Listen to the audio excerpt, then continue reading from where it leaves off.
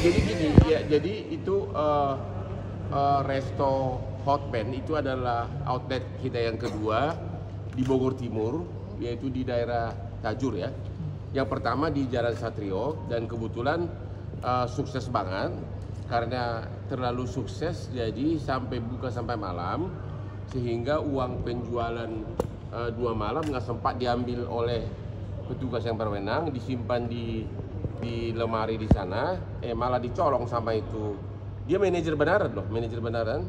Dan waktu kita mengirim tim ke rumahnya, istrinya nangis-nangis.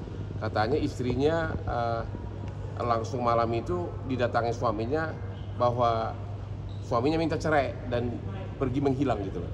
Jadi istrinya nangis-nangis, ditinggal, dan si cowok itu bawa uangnya. Sampai sekarang belum ketemu. Nah, Bang Hotman gimana? Mau melaporkan atau sudah Sudah dilaporkan di Polres Kota Bogor, tapi kan orangnya kabur. Tapi kan yang dibawa itu cuma 170 juta. Cepat atau lambat dia pasti akan ketangkap. Kita akan tangkap sampai dapat. Ya, pasti akan dapat. Jumlah uangnya kesal berapa? banget atau gimana sih Bang sama yang Iya kesal lah, itu kan itu masalahnya itu adalah hari pertama. Kita begitu senang-senangnya buka outlet baru dan sangat laku.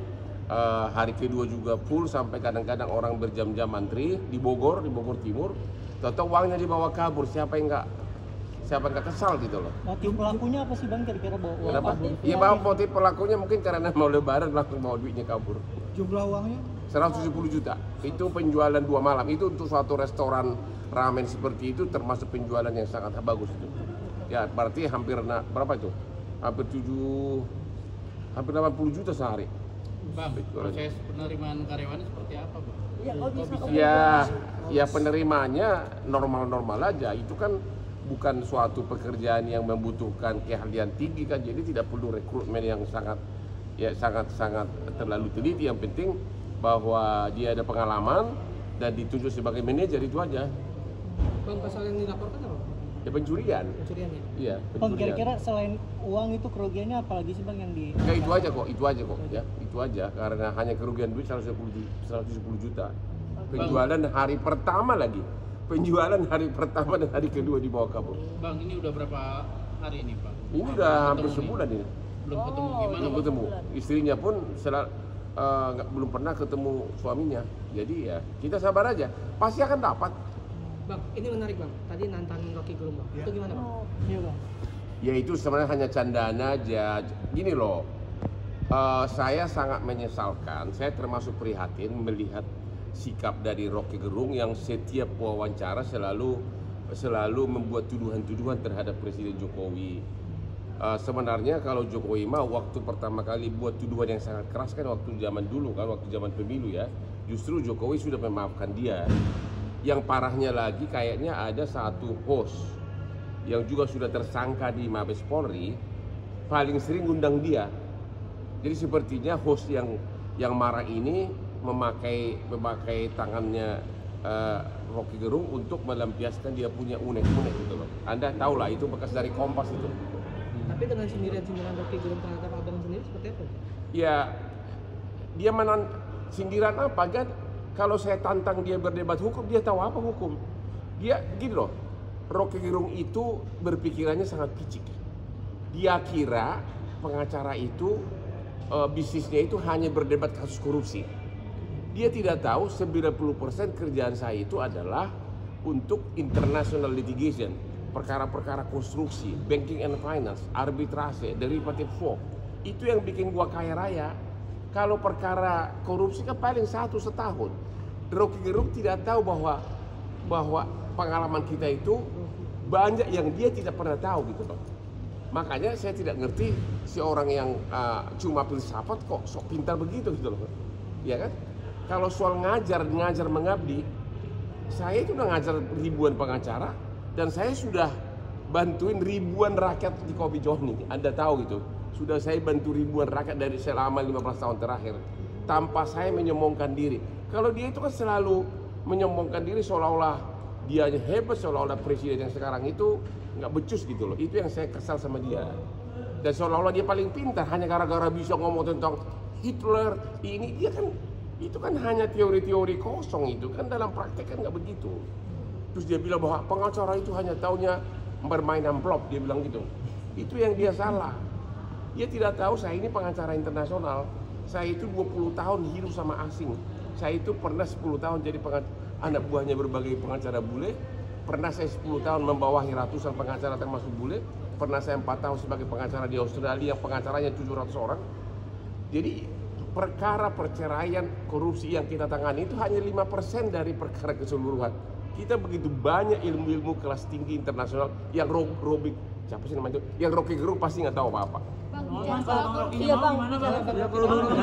Kalau baru kita mau Tadi gimana? Ya, ada orang menantang berdebat. Kalau saya tantang dia berdebat tentang hukum, dia tahu apa tentang hukum. Nanti dia cocoknya itu berdebat tentang komik Koping Ho. Di situ kan banyak filsafat. Iya kan? Bang Rokinya mau buat tanding tinju gimana? Kenapa? Ayo kalau mau ayo kita tanding di HSS 5 nanti. Gua sama Robi Gerung. Kalau nggak mau bang. Hah? Kalau nggak mau. Ya urusan dia lah. Bang itu terkait tadi. Saran saya kepada Menko Polhukam, saran saya kepada Jaksa Agung dan juga kepada Kapolri sudah mulai memberikan perhatian serius atas perilaku dari Rocky Gerung yang selalu membuat tuduhan-tuduhan, selalu membuat kata-kata yang sangat tidak elok untuk seorang kepala negara, ya. Seolah-olah dia sudah hebat. Emang prestasi dia apa coba? Dia nggak pernah. Saya juga nggak baru kenal dia baru sejak dia mengkritik presiden. Dia cuma dosen biasa, nggak ada prestasi apa-apa. Tapi berencana menuntut Rocky Gerung dengan tuduhan itu terhadap Oh, saya nggak berhak, itu harus presiden langsung. Terhadap Bang Hotman itu kan ada. Dia kalau tuduhan saya dia nggak mungkin nuduh, hanya dia bilang berlian saya katanya lebih bersinar dari otak saya. Justru dia yang tidak punya otak karena berlian saya ini adalah hasil kerja keras otak saya yang brilian. Karena tanpa otak yang brilian tidak mungkin menghasilkan berlian. Ini aja 12 miliar, ini satu, ini 12 miliar, 9 miliar, ini hampir 30 miliar. Jadi kalau otak saya tidak brilian, bagaimana bisa menghasilkan? Belum lagi saya punya saham di mana-mana. Dibandingkan dengan dia hanya ngajar, udah itu bujang lapuk, ya bujang lapuk. Memimpin keluarga aja nggak pernah, bagaimana memimpin negara? Oke. Ya, Dan tadi dia itu sangat sepintar-pintarnya orang, nggak boleh begitulah. Pas setiap di medsos presiden aja yang ngomongin seolah-olah orang lain kurang ajar semuanya. Emang dia siapa? Dia kan baru kita kenal belakangan ini. Prestasi apa? Nggak ada prestasi, cuma dosen doang. oke. Nggak boleh gitulah sama kepala negara lah, ya. Walaupun kebetulan saya mendukung 02 ya, tapi nggak ada kaitannya lah. Nggak boleh, harus ada etika lah, jangan gitulah. Kalau memang dia hebat, buktikan dong, ya nggak? Kenapa dia ikut sebagai tim kuasa hukum? Memang dia nggak bisa. Dia tahunya cuma filsafat. Tahu nggak filsafat itu apa? Hanya teoritis. Hanya mengatakan apa itu hidup, apa itu manusia. Itu yang dipikirkan oleh filsafat. Bang, bicara soal korupsi, setuju nggak sih jika korupsi itu pelakunya itu di... Oh udah, jangan terlalu jauh ke sana deh. Gimana nih Nggak, Bang? Bang. Tadi kan bicara Iya. soal korupsi. Iya. Ya sedikit dong menominalisasi 271 triliun itu. No comment soal itu. Oke. Lu tahu dong, kalau saya no comment berarti ada kaitannya karena hampir semua seleb konglo-konglo di Indonesia ini pasti dekat sama saya. Anda tahu dong, hampir semua konglomerat klien saya, orang-orang yang saya sebut teman saya semua. Jadi no comment. Itu yang nggak enak dong ngomongin teman. Ya, oke? Rocky Gerung, tanggal 21 April. Saya tunggu. Nasihat saya kepada Rocky Gerung, stoplah ngomongin presiden terus. Emang lu siapa sih? Apa sih karyamu? Jaksa Agung, Menko Polhukam dan Kapolri, pikirkanlah pasal lain untuk mengenakan kepada Rocky Gerung. Nggak boleh gitulah kepala negara digituin terus. Masa tiap hari setiap dia tampil di media, presiden aja yang terus dibilang tidak demokratis lah, tidak inilah. Ya, padahal dia aja gua nggak pernah kenal dia itu orang. Ya, Bang, ada masukan nggak untuk Presiden Jokowi yang sering dihina sama Rocky Gerung itu seharusnya seperti apa? disitulah kehebatan Presiden Jokowi ini. Waktu dia diberikan kata-kata yang sangat mencemarkan nama baik pada saat awal-awal pemilu, dia dimaafkan oleh Jokowi.